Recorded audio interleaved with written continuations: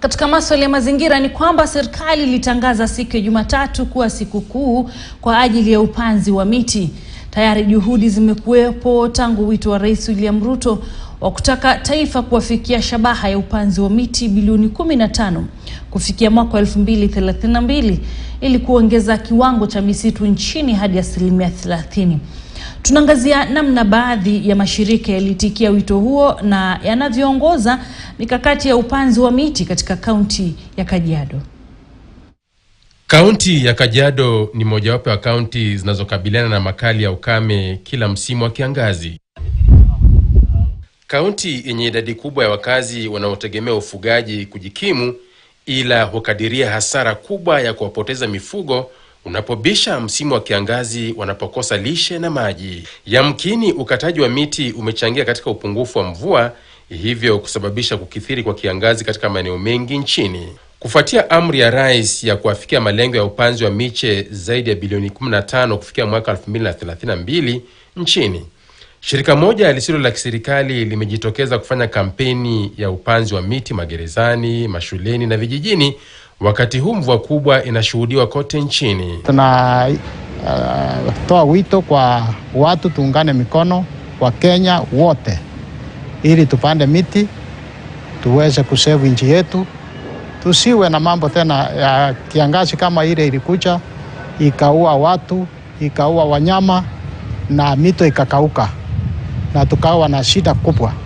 Haya yakijiri wakati ambapo serikali ilitangaza rasmi siku ya Jumatatu kuwa sikukuu ya upanzi wa miti nchini. Rais Ruto akitarajiwa kuongoza shughuli hiyo kaunti ya Makueni. Shirika la Africa Disaster Response and Virus Research Foundation AEREF limetia fora kwenye juhudi za kuhamasisha kuhusu upanzi wa miti.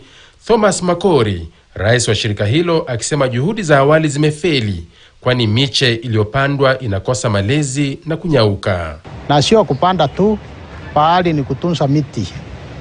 Kwa sababu tunaona wakati wa serikali iliyopita tukiwa na waziri Keliako Tobiko, tulipanda miti mingi sana. Lakini hiyo miti yote ilikauka kwa sababu haikutunzwa. So sahi suluhu ni kwamba tutunze ile miche ambayo tunapanda.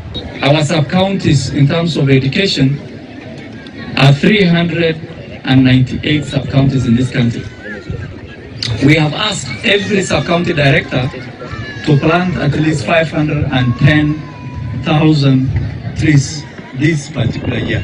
Shirika hili limekuwa likiwapa mafunzo wanafunzi kuhusu umuhimu wa kupanda na kulea miti wakati huu wa likizo. Kwa mfano, lilijiunga na walimu, wazazi, wanafunzi na washikadau wa shule ya msingi Kitengela Prisons iliyoko katika kaunti ya Kajiado na kupanda zaidi ya miche 10,000. Miti ilikuwa inachukua muda mrefu kukua tayari. Siku hizi 3 years, 4 years, 5 years tumepanda has, avocado.